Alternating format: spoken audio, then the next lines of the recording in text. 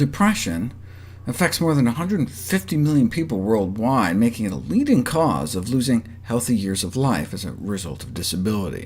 In fact, by 2020, depression may be the second leading cause of healthy years of life lost, second only to heart disease. Why is depression so common? Well, it is said nothing in biology makes sense except in the light of evolution. But why would we evolve to get depressed?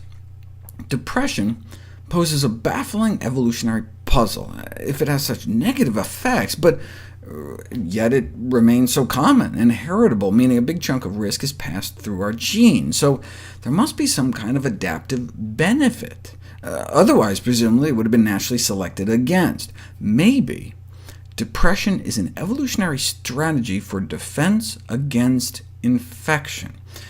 Infection has been the leading cause of mortality throughout human history. The average life expectancy was 25, and it was not uncommon for half our kids to die. With such stark capabilities, infection has been a critical and potent driving force in natural selection.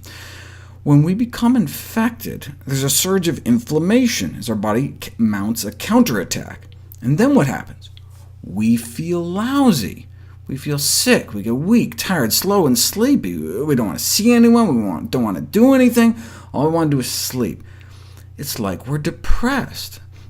And that's great for fighting infection. Not only does it help us conserve energy so we can put up a good fight, but reduces social contact. We're not running around infecting everyone. It's the same reason we evolved to think poop doesn't smell good, or decaying flesh. That keeps us safe from infection.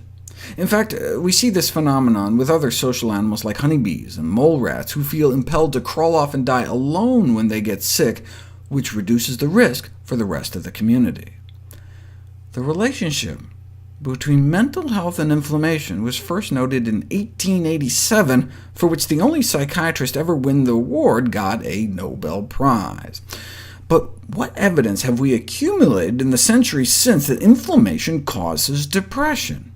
Well, people who are depressed have raised inflammatory markers such as C-reactive protein.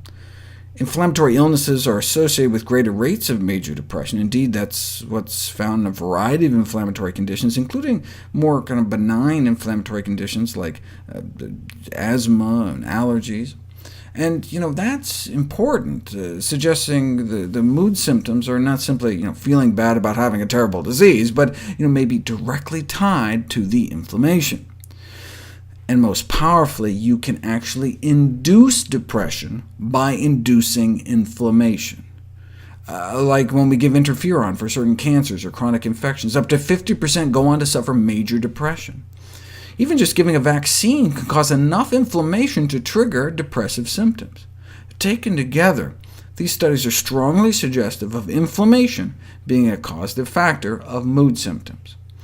So, can an anti-inflammatory diet help prevent depression? We didn't know until about 43,000 women without depression were followed, along with their diets, for about a dozen years to see who became depressed. And it was those who ate a more inflammatory diet pattern, characterized by more soda, refined grains, and meat, suggesting that chronic inflammation may underlie the association between diet and depression.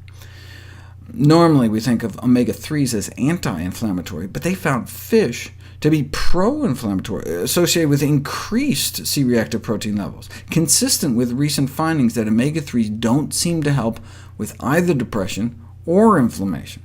The most anti-inflammatory diet is plant-based, which can cut C-reactive protein levels by 30% within 2 weeks, perhaps because of the anti-inflammatory properties of antioxidants. I've talked about this before, but never really explained why antioxidants are anti-inflammatory.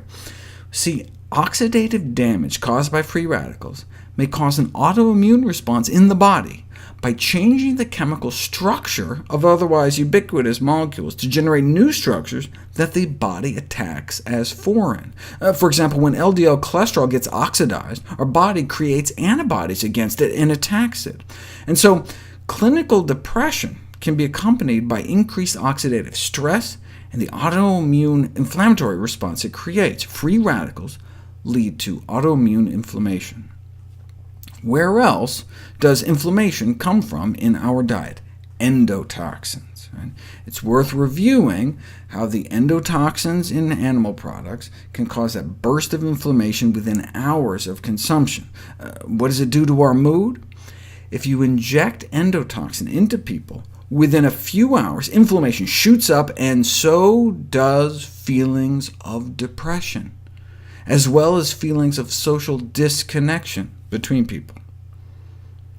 Although previous research has demonstrated that inflammatory activity contributes to depressive symptoms, no work in humans has examined the effect of experimentally induced inflammation on anhedonia, the lack of reaction to pleasurable stimuli. This is an important symptom of depression.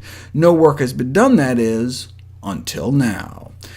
Within hours of endotoxin hitting their bloodstream, these experimental subjects not only started to feel depressed, but they had significant reductions in activity in the reward center of their brain. They were less excited about winning money playing video games, for example, in this study. But by eliminating animal products and eating antioxidant-rich diets, we may be able to prevent or treat depression.